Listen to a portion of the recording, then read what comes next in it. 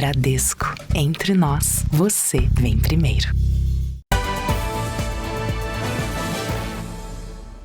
Boa noite. Boa noite. Um suspeito de envolvimento na morte de um delator do PCC confessou ter dado carona ao olheiro da quadrilha até o aeroporto do Rio de Janeiro, segundo a polícia. O olheiro estava no saguão do aeroporto quando Vinícius Gritzbach desembarcou com a namorada e seguranças. Um mês depois do assassinato, apenas uma pessoa está presa. 2 operações da Polícia Militar tiveram início a partir de uma denúncia anônima. Em poucas horas, 6 pessoas foram levadas à delegacia. Hoje, 5 foram liberadas. Apenas Matheus Soares Brito, de 19 anos, permanece preso.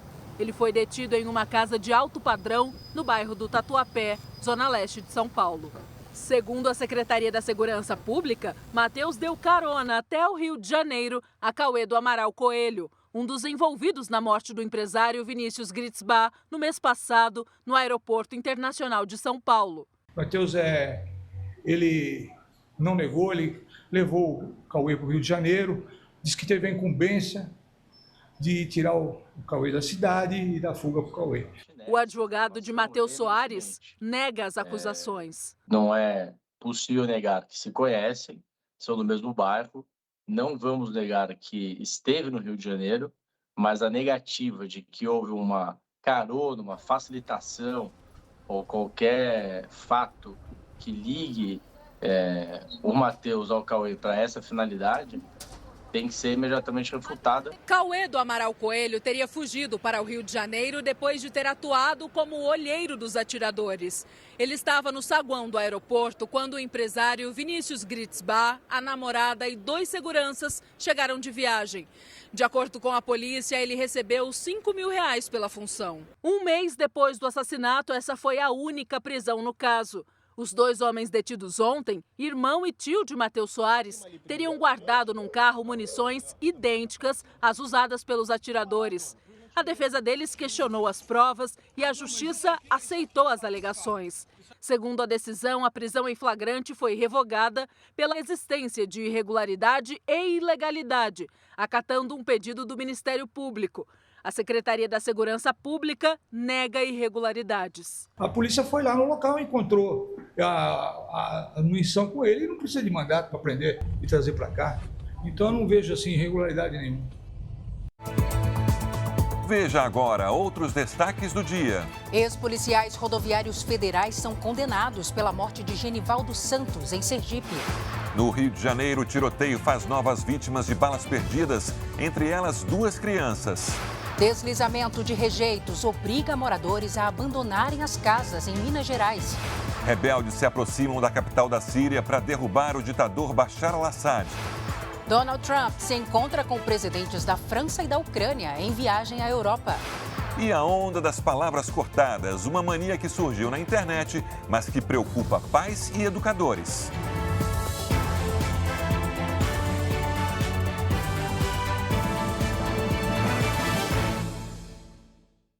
Oferecimento: Cartão Bradesco. Tenha 4 pontos por dólar gasto.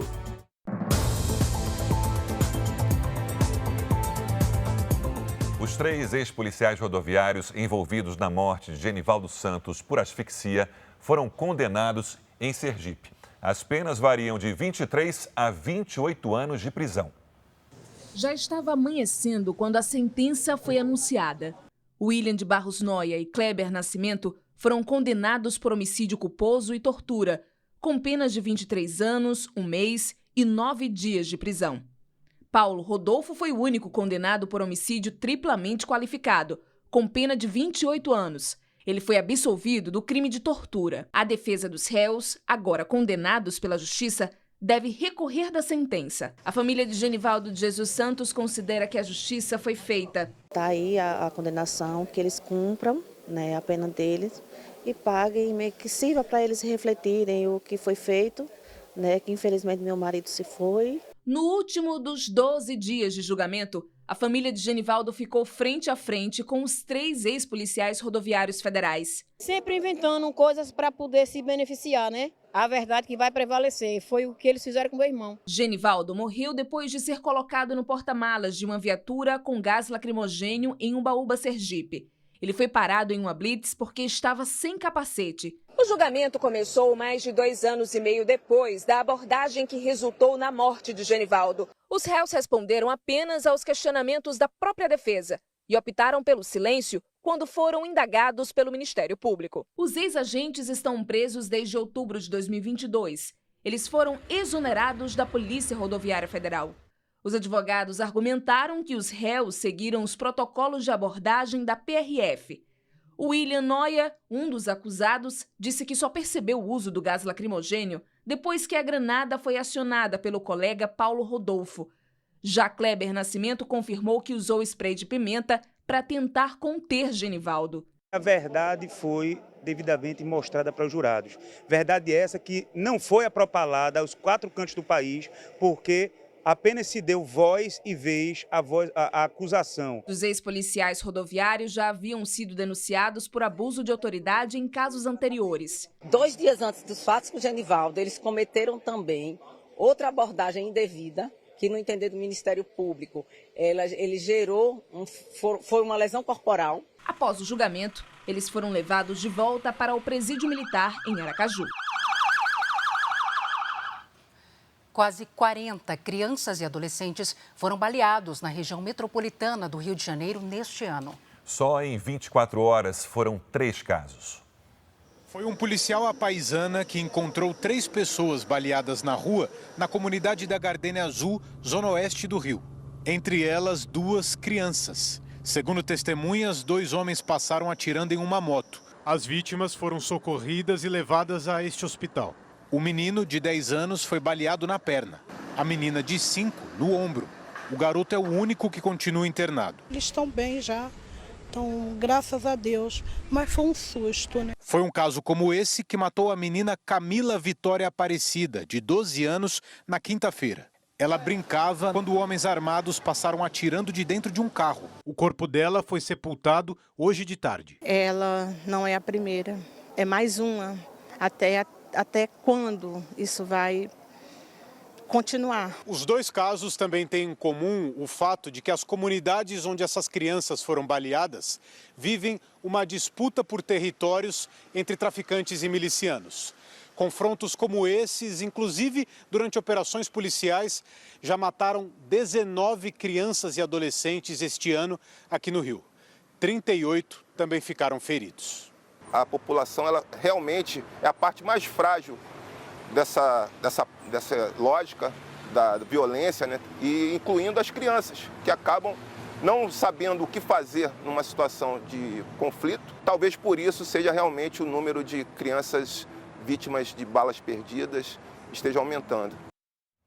A polícia portuguesa descobriu um laboratório de drogas considerado o maior já encontrado no país.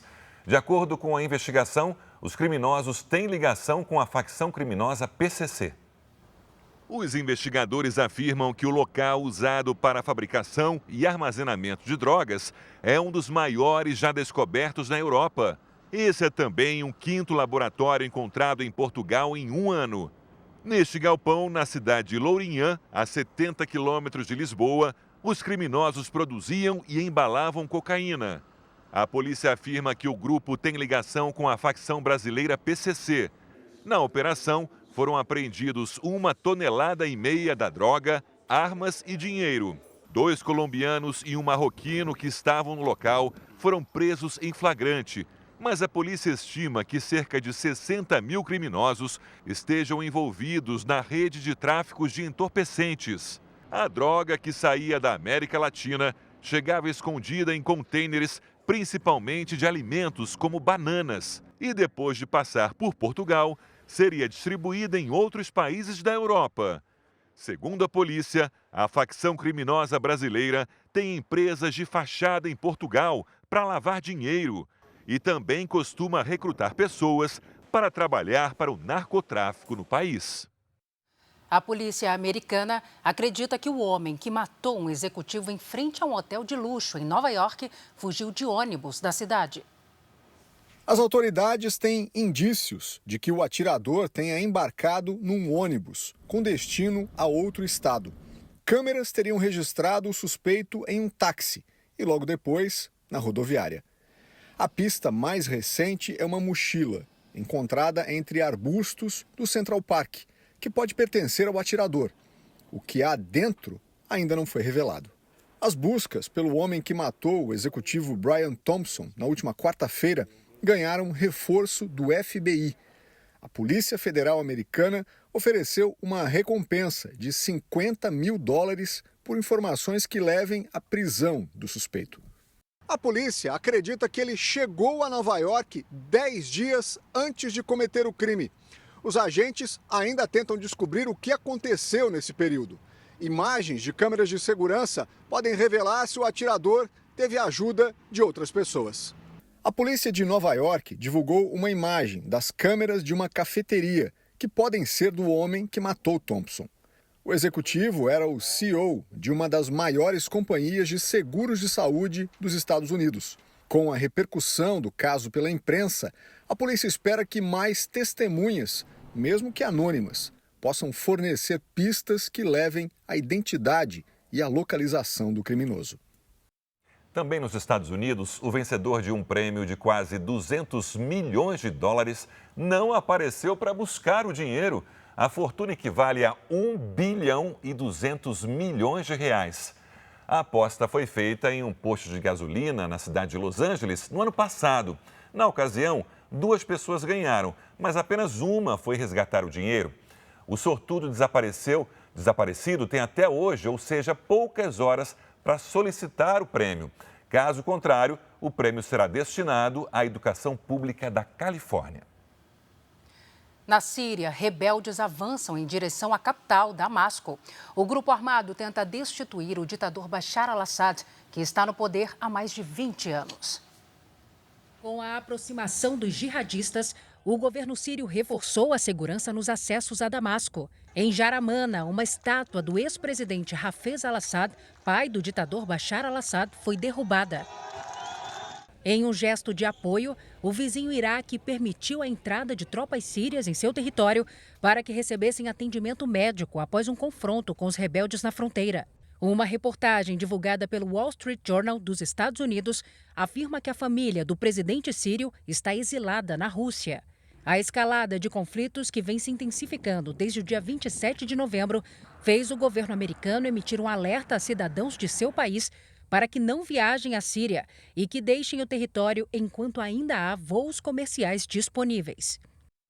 O grupo terrorista Hamas divulgou um vídeo em que mostra um refém que estaria vivo. O jovem pede que o governo israelense faça o que puder para resgatar todos os sequestrados. Matan Zangalker, de 24 anos, relata que todos enfrentam falta de comida, de água e de remédios na faixa de Gaza. Em uma manifestação para a libertação dos reféns em poder dos terroristas do Hamas, a mãe de Matan se emociona ao saber que o filho está vivo e pede que ele aguente firme. Hoje, o primeiro-ministro do Catar, um dos países que mediam um acordo de cessar-fogo entre Israel e o Hamas, afirmou que está otimista com as negociações. O exército israelense também tem reforçado o efetivo na fronteira com a Síria, país onde há uma escalada dos confrontos entre o governo e rebeldes contrários ao regime. Segundo as forças de defesa, Israel está pronto para uma ofensiva se houver confusão na região. Na Cisjordânia, o exército matou um homem que disparou fogos de artifício contra um posto de controle israelense. Um polêmico jogo de computador desenvolvido por um brasileiro foi bloqueado pela polícia do Reino Unido por incitar o ódio contra os judeus. O game permite aos jogadores simular de forma cruel os ataques terroristas do Hamas contra o povo israelense. O jogo recebeu o apelido de 7 de outubro, data em que terroristas do Hamas invadiram Israel e mataram mais de 1.200 pessoas, incluindo adultos, idosos e crianças. No ambiente virtual, o jogador pode explodir bombas e ocupar bases militares israelenses para fuzilar soldados. Em outro momento, o personagem com faixas verdes na cabeça, semelhantes às dos integrantes do Hamas, aparece em parapentes, uma referência a uma das formas como os terroristas entraram no território israelense. Lançado em 2022, o game recebeu atualizações ao longo dos anos. Pais de adolescentes que perceberam a violência do conteúdo criticaram a demora das autoridades britânicas em proibir um jogo que dissemina o ódio contra os judeus. O conteúdo foi analisado pelo Grupamento Antiterrorismo da Polícia Britânica, que investiga todo tipo de material com potencial extremista. A plataforma de jogos foi notificada e recebeu uma ordem para bloquear o game no Reino Unido. Outros países, como Áustria e Alemanha, também proibiram a venda. Quem desenvolveu o jogo foi um brasileiro de origem palestina, de nome Nidal Nidin. Ele tentou defender o game fazendo uma comparação com outros disponíveis no mercado. Numa rede social, uma organização que luta contra o antissemitismo declarou: reencenar o massacre mais mortal de judeus desde o Holocausto para um game é sádico. Aqui no Brasil, o Superior Tribunal de Justiça atendeu a um pedido do governo federal e autorizou a deportação de imigrantes ilegais retidos no Aeroporto Internacional de São Paulo, em Guarulhos. O presidente do STJ, Herman Benjamin, considerou que 97% dos imigrantes detidos utilizam o Brasil como corredor de passagem para outros países. Ele também destacou os riscos sanitários e de segurança em manter as pessoas no terminal do aeroporto. Estudos mostram que mesmo quem faz uma atividade física pode ser considerado inativo. Isso acontece quando a pessoa passa mais tempo sentada do que em atividade. As academias e os parques estão cheios de pessoas em busca de uma vida saudável. Faz uns 10 anos que eu tô vindo treinar no parque direto, assim, todos os dias, assim, de segunda a sexta. Era preguiça, chegava à noite cansado, falava, não vou treinar.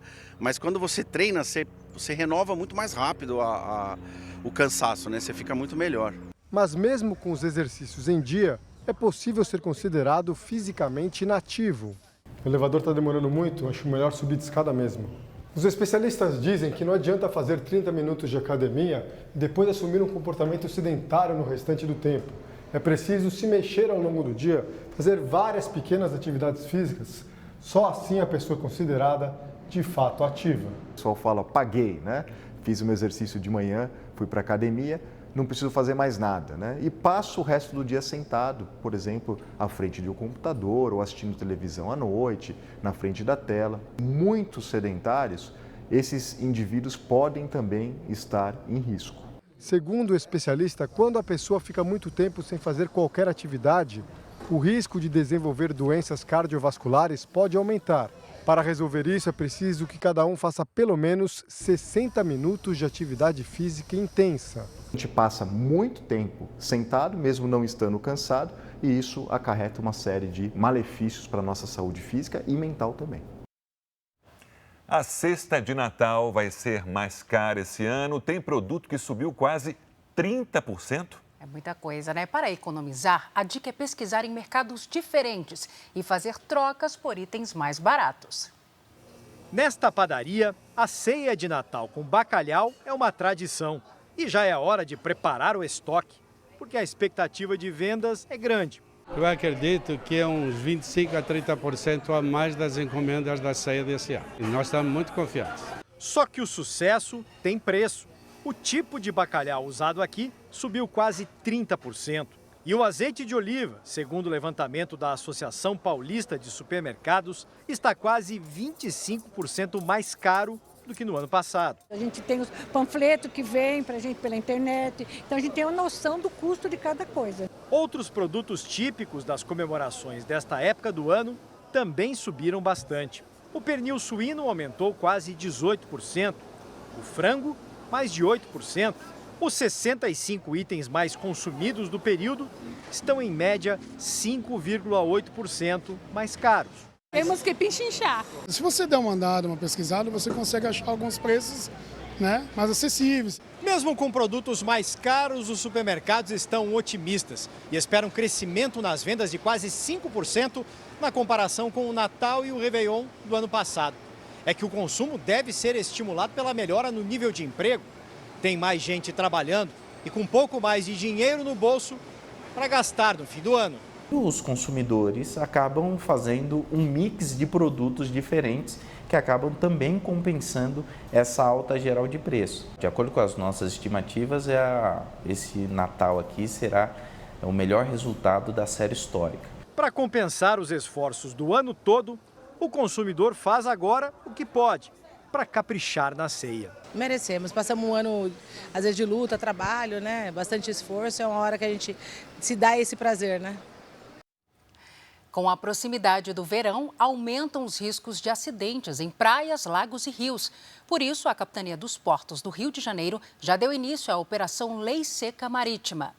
O primeiro dia da operação foi realizado no canal de Marapendi, na Barra da Tijuca, zona oeste da cidade. O local foi escolhido pelo tráfego intenso de embarcações e o alto número de infrações. 30 agentes participaram da fiscalização. Na operação foram utilizadas lanchas e motos aquáticas. Os fiscais realizaram inspeções de embarcações e testes de bafômetro. O sábado foi de muito sol e sensação de tempo abafado no Sudeste. Hora de conversar com a Giovana Rizardo para saber a previsão do tempo para todo o Brasil. Esse calorão vai até quando, hein, Giovana? Boa noite. Até o começo da semana que vem, Salsi. Boa noite para você. Oi, Sérgio, boa noite. E ótima noite para você também que nos acompanha. A frente fria que está sobre o sul do país vai avançar nos próximos dias. Será ela responsável pela virada no tempo no Sudeste. Domingo ensolarado em São Paulo, à tarde tem chance de pancadas de chuva com raios, máxima de 30 graus. No Rio de Janeiro, ainda mais quente, faz até 35. Já em Curitiba, atenção para chuva forte e volumosa ao longo do dia, máxima de 21 graus. Hoje, os maiores volumes de chuva caíram sobre os municípios de Santa Catarina e do Paraná. Por causa do solo encharcado, é alto risco de deslizamentos e também alagamentos e transbordamento de rios. Agora chove nesses pontos coloridos aqui no satélite. Amanhã, uma área de baixa pressão no continente mantém as instabilidades sobre o sul. Na faixa norte do país, a circulação de ventos com centros temporais entre o Amazonas e o Acre.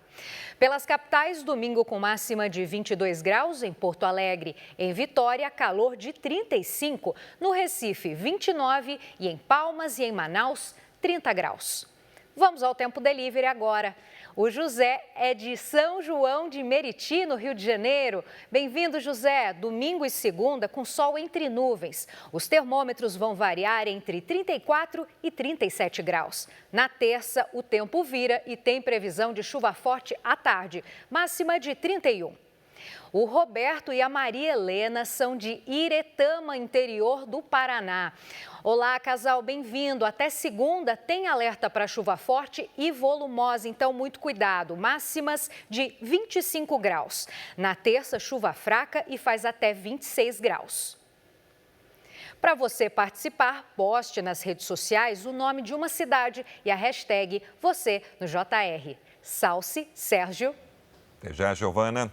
Ainda hoje, presidente da Coreia do Sul escapa de impeachment e população volta às ruas da capital. Moradores são retirados às pressas de casa durante deslizamento de barragem em Minas Gerais. 2024 bate recorde de mortes por dengue no Rio Grande do Sul. O número não era tão alto há 9 anos. –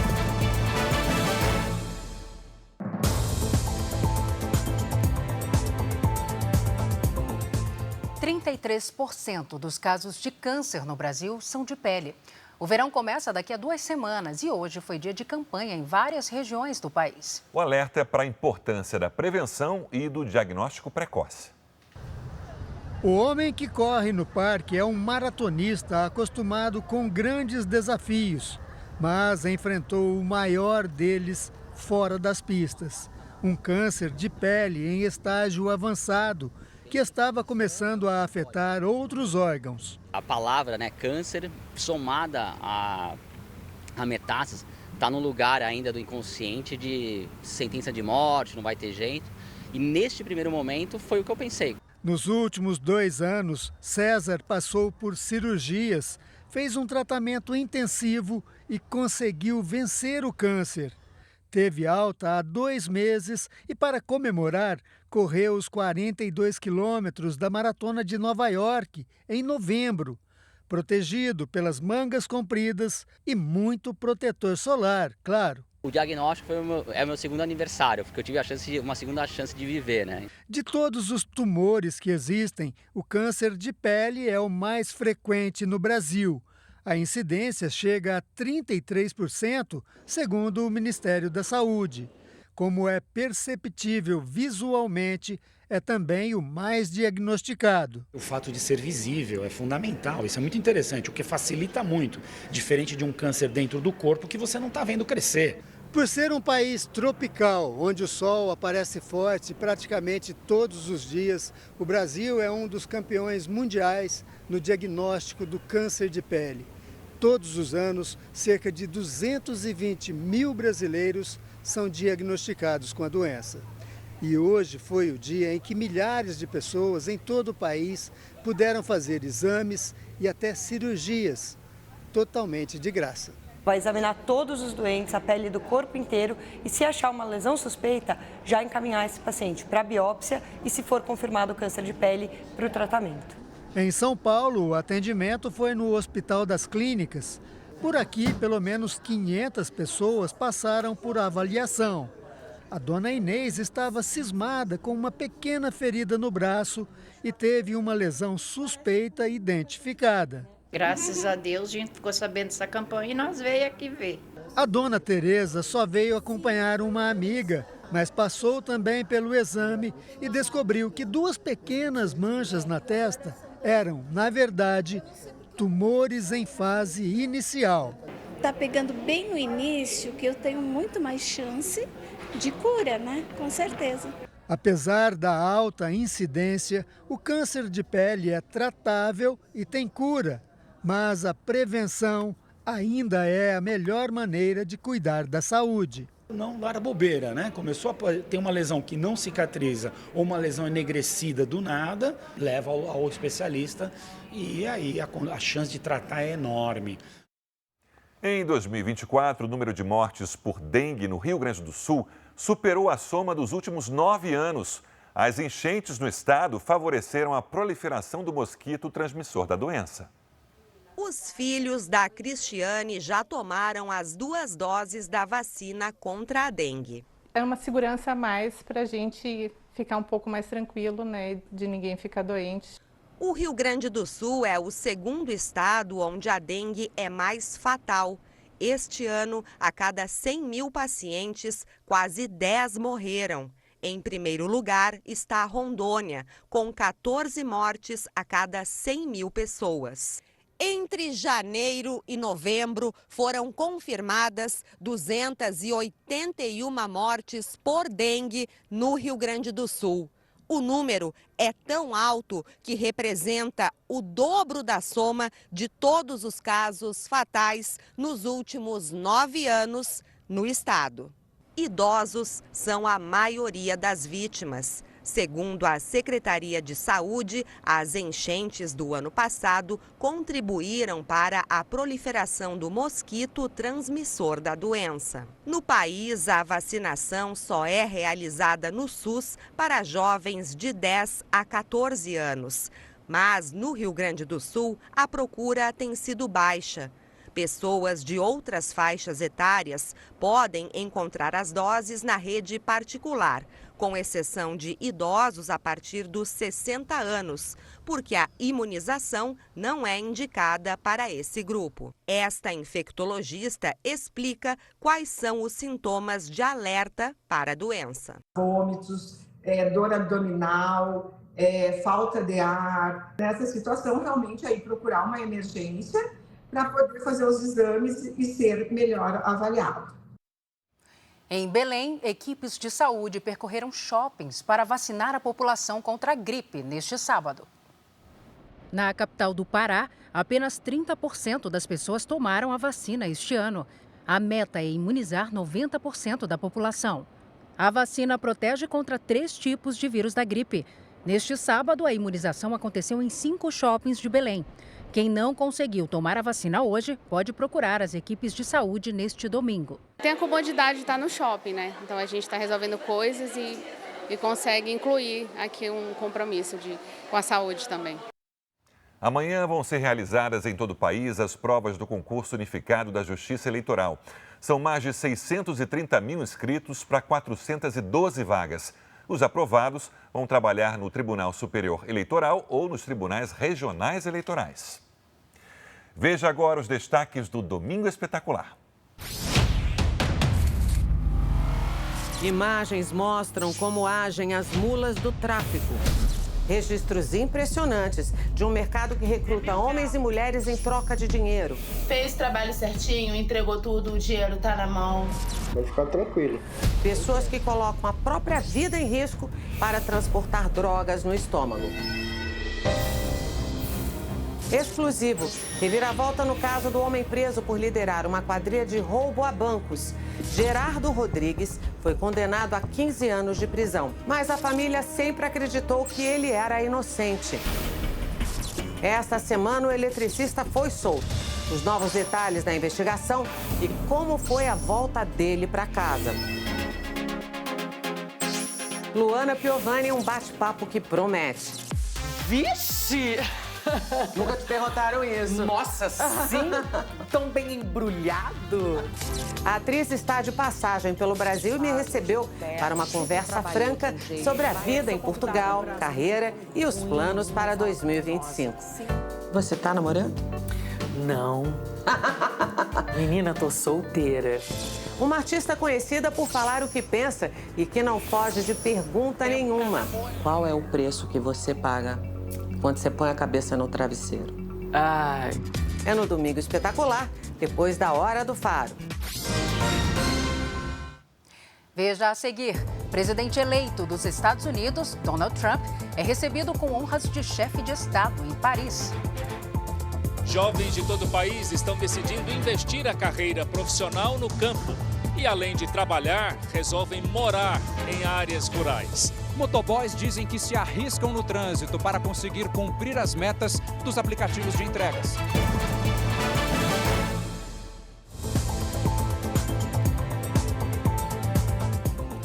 O número de mortes de motociclistas cresceu mais de 20% neste ano em São Paulo. Entregadores dizem que os bônus oferecidos por empresas para estimular corridas mais rápidas acabam gerando uma competição que pode terminar mal.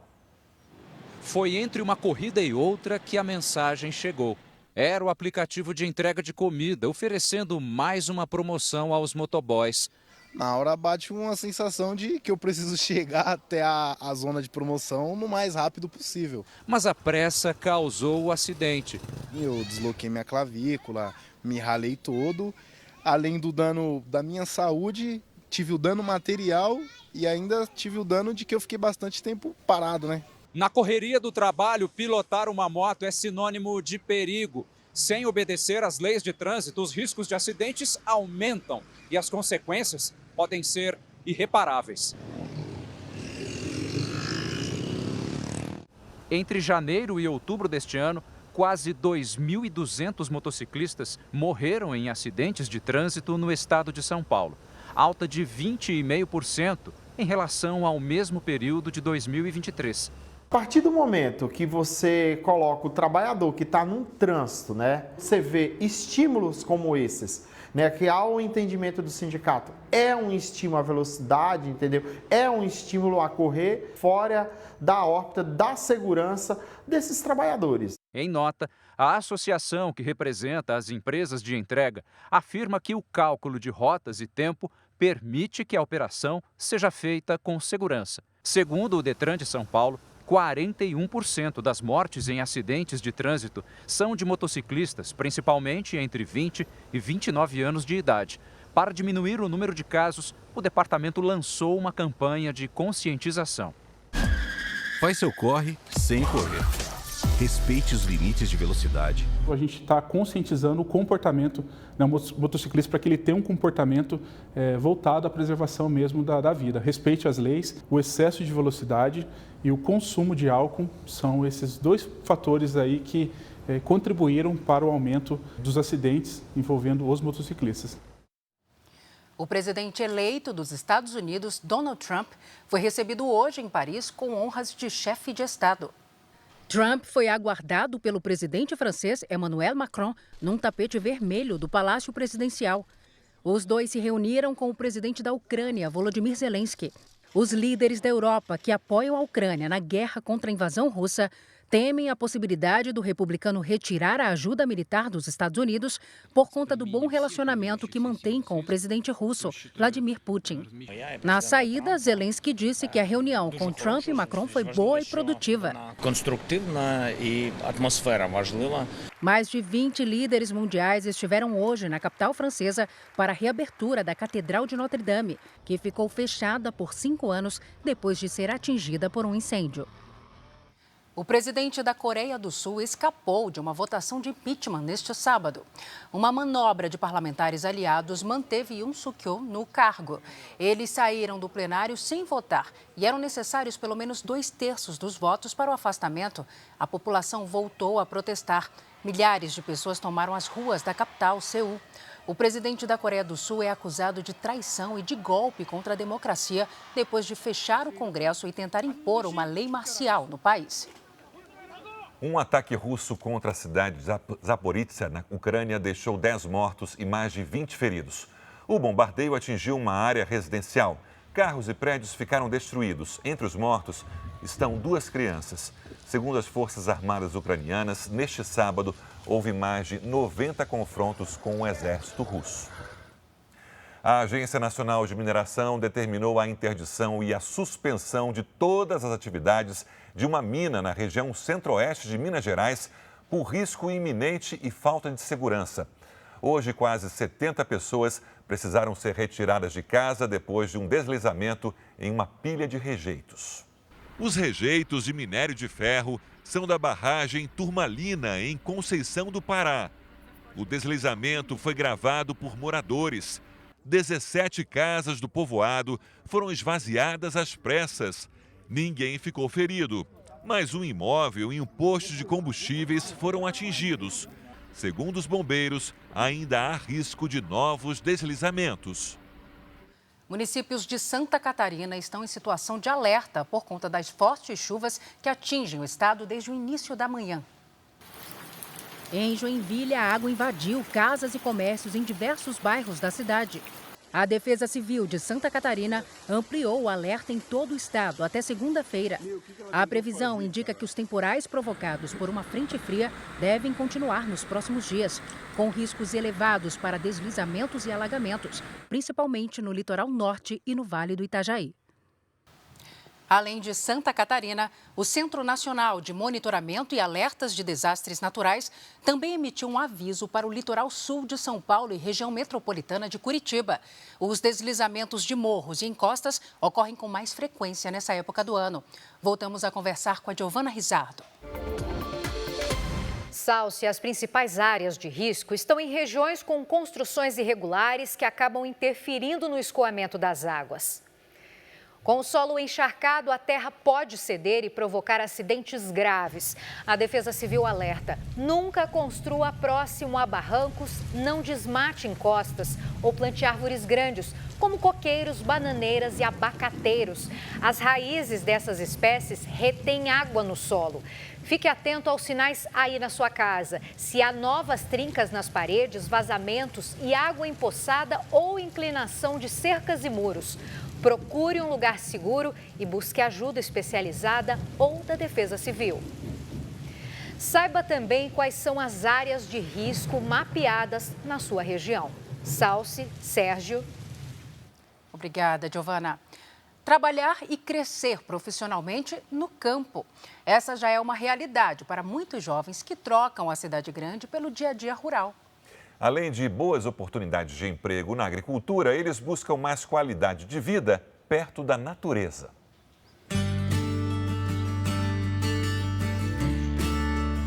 Nas fazendas espalhadas pelo país, a semente do futuro é plantada cada vez mais cedo.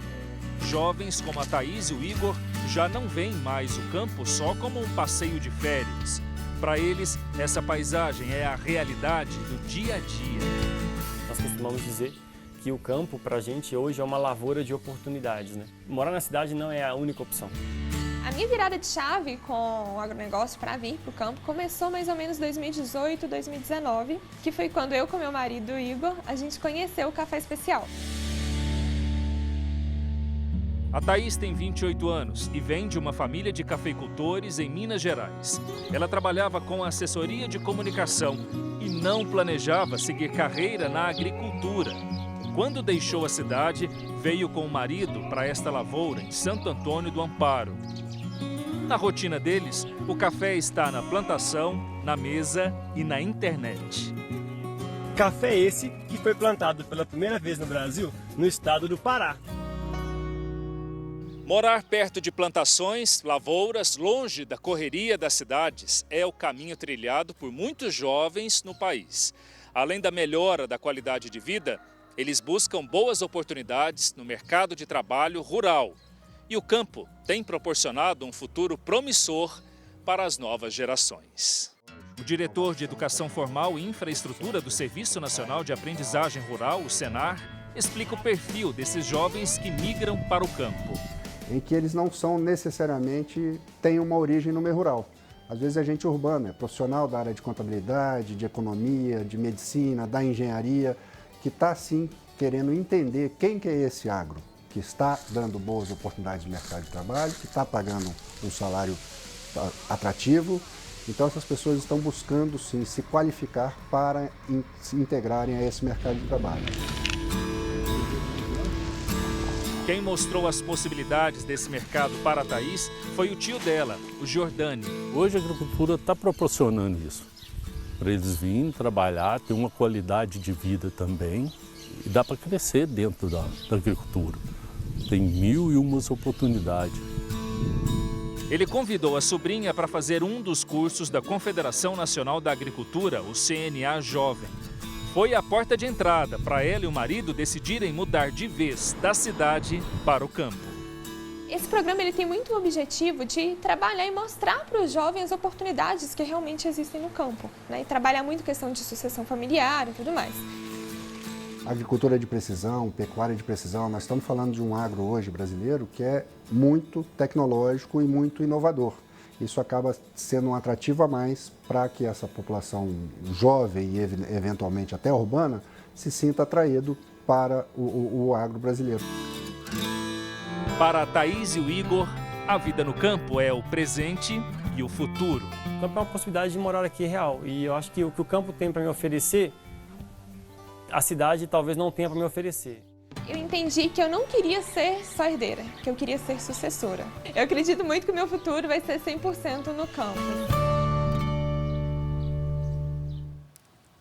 Veja a seguir: linguagem usada na internet muda o jeito de falar de crianças e adolescentes e pode atrapalhar nos estudos. Palmeiras precisa vencer e depende de vitória do rival São Paulo contra o Botafogo para sonhar com o tricampeonato brasileiro. Jogadores do Botafogo, em entrevista exclusiva ao Jornal da Record, garantem a vitória em casa na última rodada e já tem comemoração do título brasileiro garantida com os torcedores.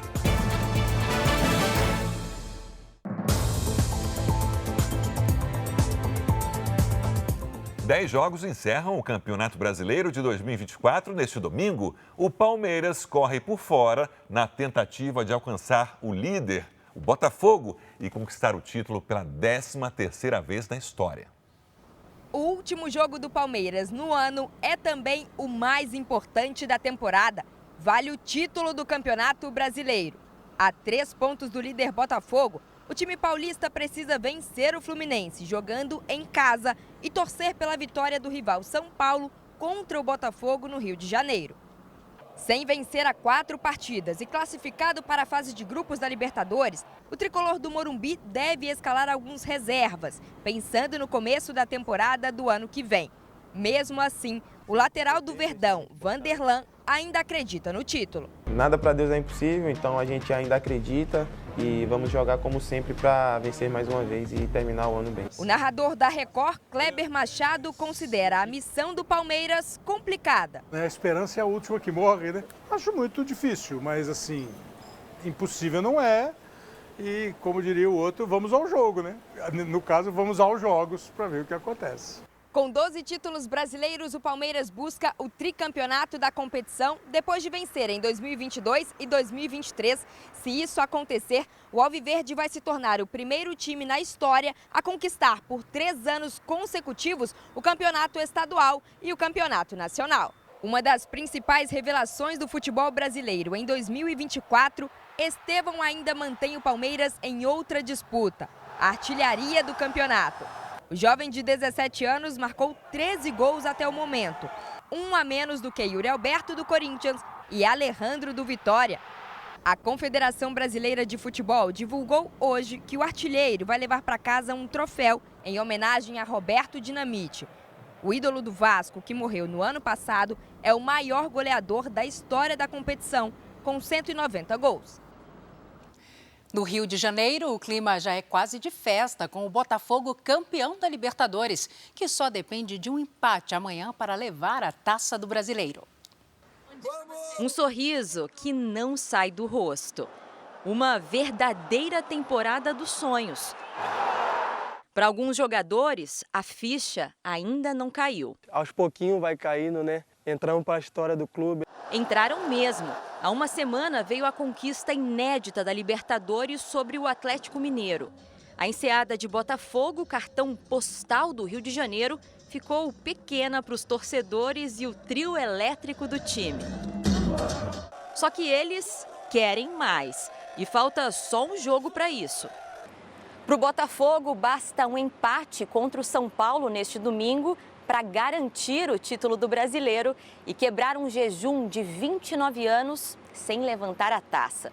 Se for campeão, a festa vai ser ainda mais especial porque será em casa, aqui no estádio Newton Santos, diante de uma torcida que já se acostumou a comemorar vitórias nesta temporada. A expectativa é de casa cheia, com quase 42 mil torcedores. O time já ganhou até um apelido da torcida. Celefogo. Uma equipe com jogadores de diferentes seleções. Na última data FIFA, foram 6 convocados. Entre eles, o venezuelano Savarino, que marcou o gol da última vitória sobre o Internacional. Igor Jesus e Luiz Henrique foram chamados para a seleção brasileira. A dupla lembra até uma outra, de 1995. Quem consegue esquecer de Donizete e Túlio Maravilha? Esses jogadores como Túlio Maravilha, o Pantera, fizeram história aqui no Botafogo. Então, creio que eu e Igor também estamos fazendo essa história. Estou muito feliz de estar podendo vivenciar uma amizade como a dele. Espero que juntos possamos dar muita alegria ao torcedor alvinegro. Luiz Henrique promete repetir o mesmo gesto da final da Libertadores, que agora virou superstição: tocar na taça antes do jogo. Eu toco na taça sim, porque para mim eu vejo que é um momento ali de inspiração, uma aspiração a mais de ganhar aquele troféu ali. Tudo para fazer ainda mais história e dar alegria ao torcedor, que esperou tanto por este momento.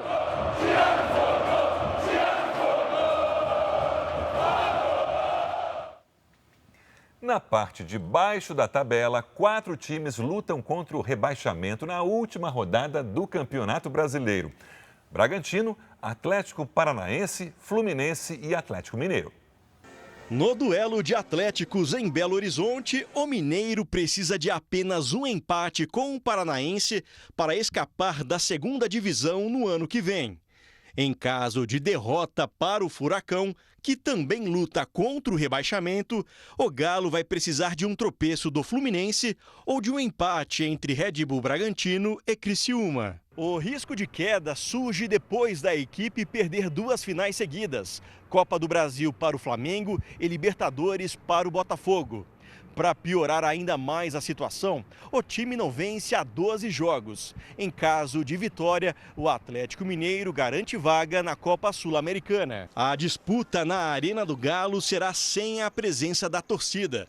A punição foi imposta pelo Superior Tribunal de Justiça Desportiva pelo quebra-quebra promovido por torcedores na final da Copa do Brasil contra o Flamengo. Insatisfeita com um mau desempenho dentro de campo, a torcida defende mudanças no clube. O Atlético chegou no estádio de deploração moral, de decadência da sua dignidade. Porque o time que chega em final de 2 Copas e chega no final do Campeonato Brasileiro, menos de uma semana depois, podendo cair para a 2ª divisão, mandando o técnico embora. Uma projeção feita pela Universidade Federal de Minas Gerais aponta que o Galo tem menos de 4% de chances de cair para a 2ª divisão. Fluminense, 11,5%. Atlético Paranaense tem quase 17% e o Bragantino tem 67%. Cuiabá, Atlético Goianiense e Criciúma já estão rebaixados.